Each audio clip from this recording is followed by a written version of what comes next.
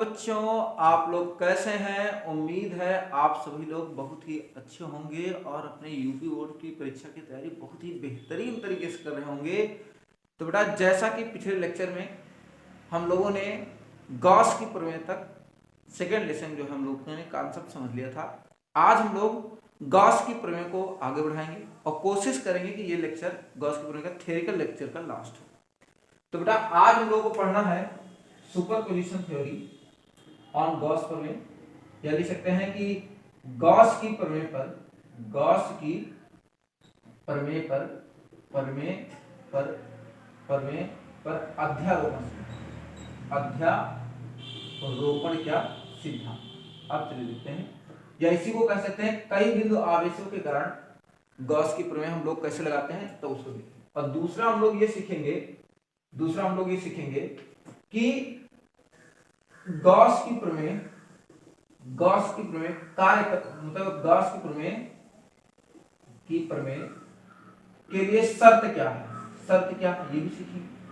और तीसरा हम लोग ये सीखेंगे बेटा कि इसके अनुप्रयोग क्या है, एप्लीकेशंस क्या है। इसके अनुप्रयोग सीखने वाले हैं हम लोग, इसका कहां हम लोग इसका अनुप्रयोग करते हैं। तो चलिए बेटा, पहले हम लोग समझते हैं अध्यारोपण का सिद्धांत। इसी को हम लोग कहते हैं सुपरपोजिशन थ्योरी, इसी को हम लोग कहते हैं अध्यारोपण का सिद्धांत। Superposition theory. चलो समझो थ्योरी। देखो, सुपरपोजिशन कब लगता है? जब किसी निकाय पर मोर देन वन चार्ज हो, एक चार्ज से ज्यादा आवेश हो। जैसे आपको हम बताते हैं गॉस के प्रमेय याद है, किसी बंद पृष्ठ से होकर गुजरने वाला कुल विद्युत फ्लक्स उस पृष्ठ द्वारा परिबद्ध कुल आवेश का 1/ε0 गुना होता है। आप लोगों ने पढ़ा था गॉस की प्रमेय होगा फाई ई बराबर, चाहे लिखो इसे इंटीग्रेशन विद क्लोज सरफेस, आप ई वेक्टर डॉट में डीए वेक्टर, और इसी को बताते हैं Q0/ε0, परिबद्ध आवेश का 1/ε0। अब जैसे हम कह रहे हैं कि मान के हमारे पास कोई सिस्टम है, कोई निकाय है इस तरीके से, और पहले इस निकाय में यहाँ पे कोई एक आवेश है +Q1 और यहाँ पे आवेश है -Q2, ऐसे यहाँ पे बहुत सारे आवेश है -Q3, यहाँ पे आवेश है +Q4, इस तरीके से बहुत सारे आवेश इसमें दिए। तो अगर हम लोग बहुत सारे आवेश है रैंडम तरीके से, अगर हम इस पर कुल चुंबकीय फ्लक्स विद्युत फ्लक्स निकालते हैं, तो इसका मतलब हो गया कि जितने भी एक एक आवेश हैं सबके कारण जो फ्लक्स है सबको निकाल दो, सबको जोड़ दो। तो यहाँ पे लिख देंगे, पहले की वजह से लिखेंगे Q1/ε0, दूसरे की वजह से -Q2/ε0, तीसरे की वजह से -Q3/ε0, चौथे की वजह से ऐसे निकाल लेंगे Q4/ε0 एंड सो ऑन। ऐसे हम लोग जब तक रहेगा तब तक निकाल लेंगे। अगर आप ध्यान से देखें तो इसमें ε0 ये चीज कॉमन है आपका। हम कहेंगे 1/ε0 कॉमन ले लो, तो 1/ε0 अगर हम कॉमन लेते हैं तो यहाँ बचेगा हमारे पास Q1 -Q2 -Q3 ऐसे Q4 हुआ डॉट। इसका मतलब हो गया कि हमने आवेशों का यहाँ पे देखो अलजेब्रिक सम किया है, बीजगणितीय योग किया है। हमने यहाँ पे आवेशों का देखिए ध्यान से बीजगणितीय योग किया है। अब बीजगणितीय योग का मतलब हो गया कि हमने इनको चिन्ह सहित जोड़ा हुआ है, चिन्ह सहित Q1 -Q2 -Q3 +Q4 dot and so on दिया है हमने। हम कह भैया इसी को लिख सकते हैं फाई ई बराबर 1/ε0 और लिख सकते हैं सिग्मा क्यू। और जहां सिग्मा क्यू अगर बात करें कि सिग्मा क्यू को याद रखेगा आवेशों का बीजगणितीय योग कहेंगे। सिग्मा क्यू को हम लोग आवेशों का क्या कहेंगे, बीजगणितीय, वो भी क्या कहते हैं बेटा, योग कहते हैं। आवेशों का बीजगणितीय क्या कहेंगे, योग कहेंगे। सिग्मा क्यू को हम लोग जो है आवेशों का बीजगणितीय क्या कहेंगे बेटा, योग। बताओ बेटा, क्या आपको ये बात समझ में आई है? उम्मीद है आई होगी। तो बेटा देखते हैं कि गॉस की प्रमेय, तो ये हम लोग का पहला हो गया कि गॉस की प्रमेय पर अध्यारोपण का सिद्धांत लगेगा तब जब मोर देन वन चार्ज हो, कई आवेश होंगे तो सभी आवेशों का सम कर लेंगे और उनका बीजगणितीय योग करेंगे और 1/ε0 गुना करेंगे तो हमको टोटल फ्लक्स जो है आपको मिल जाएगा। हम कब ये इसमें कोई दो राय नहीं सर, आप बिल्कुल सही कह रहे हैं, इसमें कोई दिक्कत नहीं। चलिए देखते हैं इसके अगला क्या है। अगला देखिए दूसरा क्या है कि मान लीजिए अगर आवेश पृष्ठ से बाहर, हम कह रहे हैं कि गॉस की प्रमेय की शर्त यह है कि परिबद्ध आवेश द्वारा, मान लीजिए आवेश पृष्ठ के अंदर हो ही ना, परिबद्ध आवेश नहीं हो, आवेश पृष्ठ से क्या हो बाहर है, तो हम सीधा से कहेंगे यहीं पे कह देंगे कि यदि क्या हो जाए आवेश जो है आपका, आवेश पृष्ठ के क्या हो बाहर, हम कह रहे हैं कि बाहर हो, तब क्या होगा ये कि जैसा हमारे पास इतना बड़ा बंद पृष्ठ है, मान लो इतना बड़ा बंद पृष्ठ है, दिखाई दे रहा है आप लोगों को, इतना बड़ा बंद पृष्ठ है हमारे पास, हम कभी ये ठीक है, तो ये बंद पृष्ठ है और डेफिनेशन थी गॉस की प्रमेय की कि किसी बंद पृष्ठ से होकर गुजरने वाला कुल विद्युत फ्लक्स पृष्ठ द्वारा परिबद्ध कुल आवेश का 1/ε0 गुना होता है, पृष्ठ द्वारा परिबद्ध कुल आवेश का 1/ε0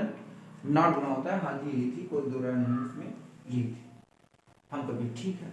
अब मान लो आवेश इसके अंदर क्यों होता, तो हम लोग गॉस की प्रमेय लगाते हैं, लिखते कुल विद्युत फ्लक्स परिबद्ध आवेश का 1/ε0 गुना, ये जी हो जाता।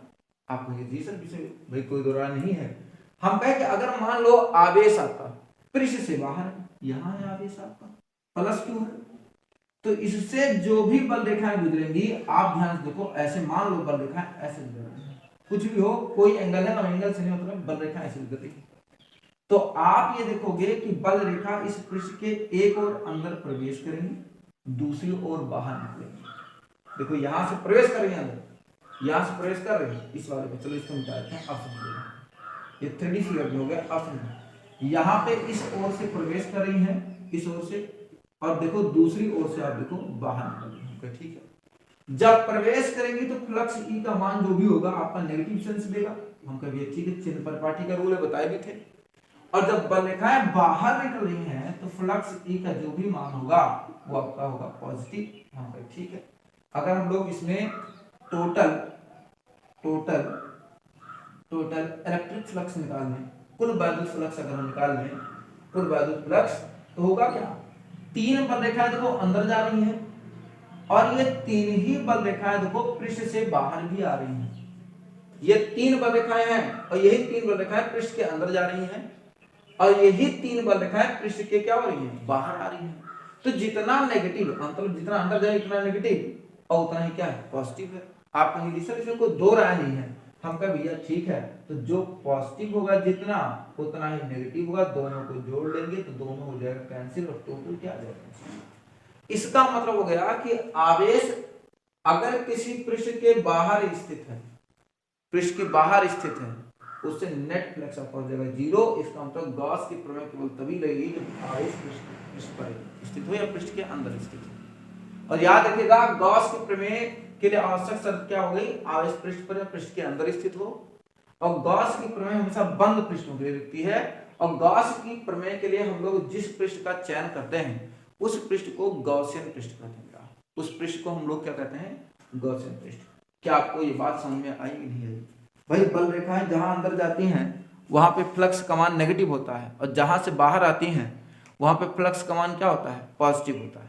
उम्मीद है भाई आप लोगों को ये बातें समझ में आई होगी। तो बेटा अब हम लोग समझते हैं आगे के टॉपिक और वो है इसके एप्लीकेशन, वो है इसके एप्लीकेशन अनुप्रयोग। देखिए अगर हम बात करें अनुप्रयोग की तो पहला अनुप्रयोग बड़ा ही फेमस है और इसको बड़ा ही इंपॉर्टेंट भी है, बड़ा ही सुंदर है। चलिए समझते हैं पहला क्या है। पहला वो है कि जैसे अगर हमारे पास कोई चालक तार हो, अनंत लंबाई का चालक तार हो और उसके निकट हमें किसी बिंदु पर विद्युत क्षेत्र की तीव्रता निकालनी हो, तब कैसे निकालेंगे हम कभी ठीक है। जैसे मान लो ये हमारे पास एक अनंत लंबाई के चालक तार है, देखो ऊपर रफली बना रहे हैं इसके पृष्ठ। रफली बनाने का मतलब है कि ये लंबाई भी ऊपर और गई और नीचे भी, इस पर हमने plus Q plus Q plus Q plus Q आवेश दे दिए हैं, प्लस प्लस आवेश दे दिए हैं। वो आवेश इस पर एक समान लंबाई से वितरित हो गया है, हम कह ठीक है। अगर इसकी बात करें लेंथ की, तो टोटल लेंथ L है, आवेश हमने प्लस Q दिया है, तो यहां पे बेटा रेखीय आवेश घनत्व हो जाएगा लैम्डा बराबर Q अपान L। लैम्डा बराबर Q अपान क्या L। लैम्डा बराबर Q अपान L, इसको रेखीय आवेश घनत्व कहते हैं। 1D है, 1 डायमेंशनल होता है आपका, ये Q अपान L हो जाएगा। हाँ जी भैया, कोई दिक्कत नहीं। अब हमें इसके चारों ओर एक पृष्ठ लेना है। पहले बात समझो, जैसे ट्यूबलाइट है, तो अगर इससे प्रकाश निकलेगा तो बताओ क्या 1 डायमेंशन निकलेगा? आप कहेंगे नहीं सर, ये अगर कांच वाली ट्यूबलाइट है तो इससे प्रकाश चारों दिशाओं में निकलेगा। ऐसे ये प्लस आवेश है, ये चालक हो गया, इस पर प्लस प्लस आवेश, तो इस पे जो बल रेखाएं निकलेंगी बेटा, वो इधर को भी निकलेंगी, इधर को भी निकलेंगी, इधर को भी निकलेंगी, पीछे की ओर भी निकलेंगी। मतलब बल रेखाएं जो है, वैद्युत बल रेखाएं चारों दिशाओं में निकलेंगी। अगर वैद्युत बल रेखाएं चारों दिशाओं में निकलेंगी तो जो वैद्युत फ्लक्स है वो भी चारों दिशाओं में होगा। तो कहने का मतलब, अगर हम कोई पृष्ठ मान लें तो इसके पृष्ठ मान लिए इस तरीके से, तो इसके चारों तरफ एक वैद्युत क्षेत्र कंज्यूम कर लिए, और एक गॉस की प्रमेय के लिए पृष्ठ का हमने कर लिया है चयन। इसको हम लोग कहते हैं ये गॉसियन पृष्ठ। आप जी सर भैया इसमें कोई दो राय नहीं, ये गॉसियन पृष्ठ है। बताए थे गॉसियन पृष्ठ सिमेट्रिक होना चाहिए, सममित होना चाहिए, और साथ में चारों तरफ से बंद होना चाहिए। तो देखो ये चारों तरफ से बंद है, ये गॉसियन पृष्ठ चारों तरफ से आपका बंद है, हम कह ठीक है। और हम ये भी कह रहे हैं कि इसकी जो ऊंचाई होगा वो आपकी है यल। आप कह रहे हैं बिल्कुल सर यल है। और हम बात कर रहे हैं इससे, तो हम कह रहे हैं कि यहां से इसकी जो दूरी है वो डिस्टेंस कितनी है। अब अगर हम लोग कोई पृष्ठ यहां पे लें, भाई वक्र पृष्ठ पे लें, ध्यान से देखो, अगर हम कोई पृष्ठ इसके वक्र पृष्ठ पे लें, इस और नहीं इस वक्र पृष्ठ पर, तो ये प्लस है। आप जी सर भाई ये प्लस है ना, ये प्लस है, तो यहाँ पर वैद्युत क्षेत्र की तीव्रता देखो बाहर की ओर होगा, ऐसे ये ई वेक्टर की डायरेक्शन। आप जी सर बिल्कुल यही होगा, इसमें कोई दो राय नहीं है। हम कहेंगे बताओ इस पृष्ठ पर अगर क्षेत्रफल सदिश खींचते तो उसकी डायरेक्शन, आप कहते हैं क्षेत्रफल सदिश हमेशा पृष्ठ से 90 डिग्री के एंगल पे होता है, ये भी 90 डिग्री एंगल पे है। ये हो जाता हम लोगों का ए वेक्टर। हम कहेंगे ठीक है, ए वेक्टर में थीटा का मान 0, हम कहेंगे दोनों एक ही डायरेक्शन में, देखो थीटा का मान 0। अगर यहां से वैद्युत फ्लक्स की बात करेंगे तो आप देखेंगे cos थीटा का मान इस स्थिति में मैक्सिमम होगा, और मैक्सिमम वैल्यू होती है 1। इसका मतलब हो गया, इसका सीधा सा अर्थ है कि इसके वक्र पृष्ठ से, बेटा इसको वक्र पृष्ठ कहते हैं, इसे गोल गोल जो सरफेस बना होता है, इसके वक्र पृष्ठ से गुजरने वाला जो वैद्युत फ्लक्स है वो आपका अधिकतम है। हम कभी ठीक है, वो आपका होगा अधिकतम।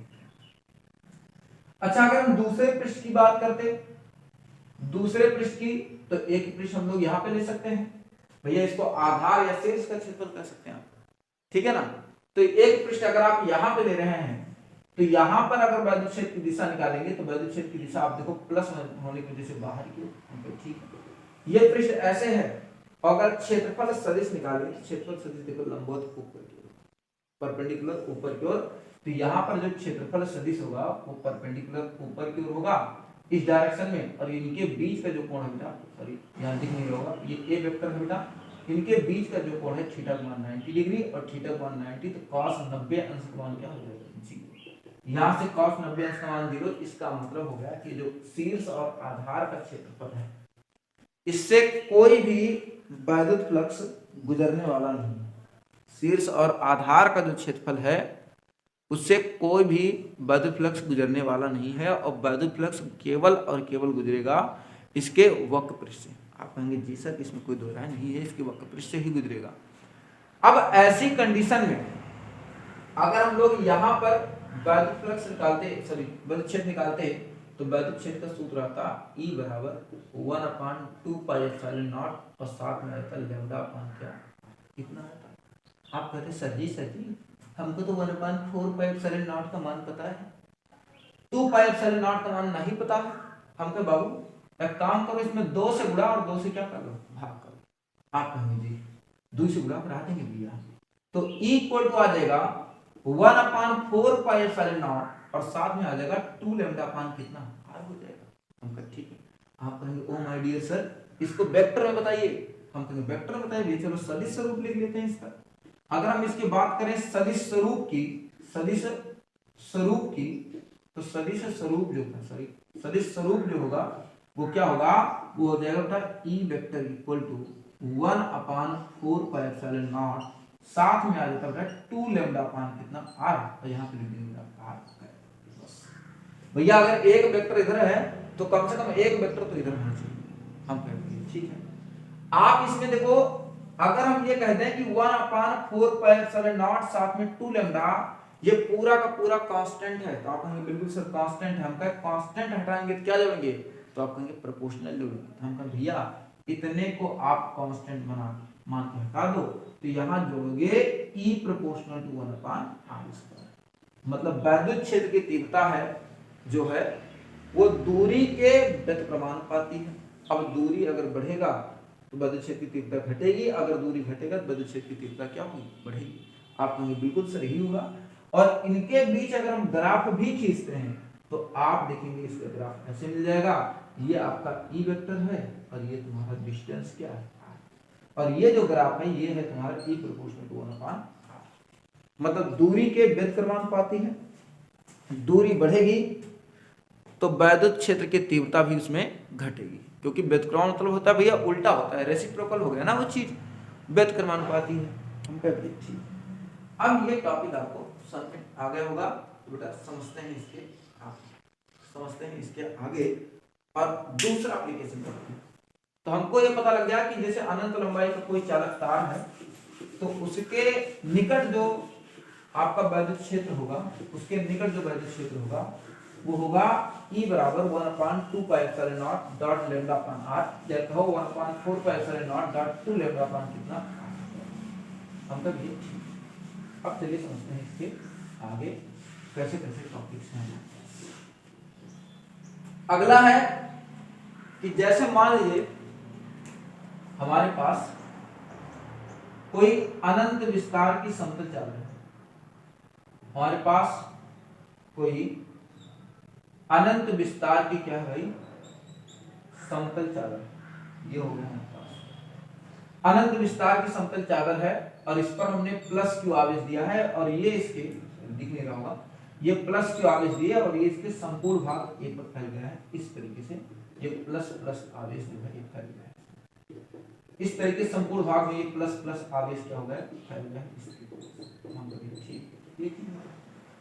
अब हम इसमें एक गॉसियन पृष्ठ की चर्चा कर रहे हैं और हम कह रहे हैं कि एक गॉसियन पृष्ठ है, बेलन के तरीके से है, और ये इस गॉसियन पृष्ठ के आर पार इस तरीके से गया है ना, ये गॉसियन पृष्ठ के आर पार जो है इस तरीके से गया है। आप बिल्कुल सर ऐसे, ठीक है, इस तरीके से यहाँ डॉट डॉट है, ठीक। अब हम कहें कि इसमें कितना पृष्ठ, आप होंगे दो प्रकार का, एक देखो ये से बेलन है तो एक ये वाला जो गोल गोल है ये वाला पृष्ठ, पर एक ये भी वाला पृष्ठ है। इस वाले पृष्ठ को हम लोग बड़ा वक्र पृष्ठ कहते हैं, और इस वाले को क्रॉस सेक्शन एरिया कहते हैं। अनुप्रस्थ काट का क्या क्षेत्र, हम कह दिया इसका अनुप्रस्थ काट का क्षेत्र अगर हम यहाँ ले लेते हैं तो यहाँ पे अगर हम पूछे ये प्लस है तो वैद्युत क्षेत्र की दिशा आपका आंसर बाहर की ओर होगी, क्योंकि प्लस है तो वैद्युत क्षेत्र की तीव्रता बाहर की ओर, ठीक है। अगर हम इसी पर क्षेत्रफल सदिश, और बेटा बताया था आपको क्षेत्रफल सदिश जो होता है क्षेत्रफल के 90 डिग्री कोण पे होता है, देखो 90 डिग्री कोण पे, तो यहाँ पे ऐसे करोगे तो ये भी बाहर की ओर होगा, तो ये भी ए वेक्टर जो है किसकी ओर होगा, बाहर की ओर, ये परपेंडिकुलर है पृष्ठ के। ध्यान से देखो दोनों ही एक दूसरे के पैरेलल है, इसका मतलब होगा थीटा का मान क्या है, 0। हाँ तो थीटा का मान 0 है तो यहाँ से वैद्युत फ्लक्स निकलेगा। लेकिन बेटा अगर हम लोग यही पृष्ठ बेटा यहाँ से लेकर गुजरने होते यहाँ से, तब तो कहते हैं ये वैद्युत क्षेत्र है, प्लस है आवेश, तो वैद्युत क्षेत्र की तीव्रता किसको, बाहर की ओर, और ये पृष्ठ है, और बताया था पृष्ठ से 90 डिग्री कोण पे आपका क्षेत्रफल सदिश होता है, तो 90 डिग्री कोण पे खींचेंगे तो यहाँ पे क्षेत्रफल सदिश देखो ऊपर की हो जाएगा, ये आपका हो जाएगा ए वेक्टर, और ये 90 डिग्री एंगल पे हमको भी, ठीक है। दोनों देखो ध्यान से एक दूसरे के परपेंडिकुलर है, तो यहाँ पे थीटा का मान 90 और cos 90 अंश का मान बेटा सभी लोग जानते हैं, cos 90 अंश का मान आपका होता है 0, तो यहाँ से कोई भी वैल्यू प्लस गुजरने वाला नहीं है, केवल और केवल वैल्यू प्लस गुजरेगा यहाँ से। अच्छा अगर हम कहते हैं इसके पीछे भी लेते हैं इस वाले पृष्ठ से, तो हम कहते हैं भैया यहाँ पे एक क्रॉस सेक्शन पृष्ठ ले लो, आप देखो ये प्लस है तो वैद्युत क्षेत्र की तीव्रता बाहर की ओर, ई वेक्टर हो गया, हम कहे ठीक है। अब देखो ये अगर क्षेत्रफल सदिश ऐसे है, अगर क्षेत्रफल सदिश खींचते इस क्षेत्र पे आप देखो 90 डिग्री कोण पे ऐसे आता बाहर की ओर, तो यहाँ पे जो क्षेत्रफल सदिश हो जाएगा ए वेक्टर, वो भी बाहर की ओर। देखो दोनों सेम डायरेक्शन में है, जब सेम डायरेक्शन में होगा तो थीटा का मान क्या हो जाएगा, जीरो। यहाँ से भी हम लोग कहेंगे भैया सीधी सी बात है, यहाँ से भी आपका वैद्युत फ्लक्स गुजरेगा। आप कहेंगे जी सर इसमें कोई दो राय नहीं है, हम कभी ठीक है, यहाँ से भी आपका वैद्युत फ्लक्स गुजरेगा। आप कहेंगे जी सर अगर हम लोग यहाँ पे अब निकालें कि कितना गुजर रहा है, तो आप कहेंगे इसमें यहाँ पर वैद्युत क्षेत्र की तीव्रता निकाल लें, यहाँ पर वैद्युत क्षेत्र की तीव्रता, तो वैद्युत क्षेत्र की तीव्रता आएगी E vector equal to sigma upon 2 epsilon nought, sigma upon 2 epsilon nought. E vector equal to या E इक्वल टू हम लोगों का आ जाएगा sigma upon epsilon nought, 2 epsilon nought. अब बात समझो, सिग्मा को क्या कहेंगे, सिग्मा को हम लोग कहते हैं पृष्ठीय आवेश घनत्व। सिग्मा को हम लोग कहेंगे क्या, इसको हम लोग कहते हैं पृष्ठीय आवेश घनत्व। इसको हम लोग क्या कहते हैं भाई, पृष्ठीय आवेश घनत्व, पृष्ठीय आवेश घनत्व। तो सिग्मा को हम लोग क्या कहते हैं भाई, इसको हम लोग कहते हैं पृष्ठीय आवेश घनत्व। अच्छा लेम्डा को हम लोगों ने क्या कहा था, लेम्डा को हम लोग कहे थे रेखीय आवेश घनत्व। तो बेटा उम्मीद है आप लोगों को ये चित्र आपको बेहतरीन समझ में आया है, ये लेक्चर आपको बेहतरीन समझ में आया होगा। तो आपको E इक्वल टू मिल चुका है, E इक्वल टू मिल चुका है इतना, तो E इक्वल टू हो गया सिग्मा इक्वल टू क्या होता है, पृष्ठीय आवेश घनत्व। तो सिग्मा का सूत्र होता है कि Q आवेश A पृष्ठ पर विपरीत है, इसलिए सिग्मा बराबर हो जाएगा Q अपान A। आपको ये सब दो राय नहीं, इसमें यही सूत्र है। तो हम लोग एक समतल आवेशित चादर के निकट वैद्युत क्षेत्र की तीव्रता का जो सूत्र होता है वो पढ़ चुके हैं, E बराबर sigma upon 2 epsilon nought, sigma upon 2 epsilon not, ये हम कभी ठीक है। तो बेटा इसी के साथ मिलते हैं कल। उम्मीद है आज के सारे टॉपिक क्लियर होंगे, और इसी के साथ एक और लेक्चर बनाएंगे कल गॉस की प्रमेय का, और उसे हम लोग कल पढ़ेंगे। तब तक के लिए पढ़ते रहिए, तैयारी करते रहिए।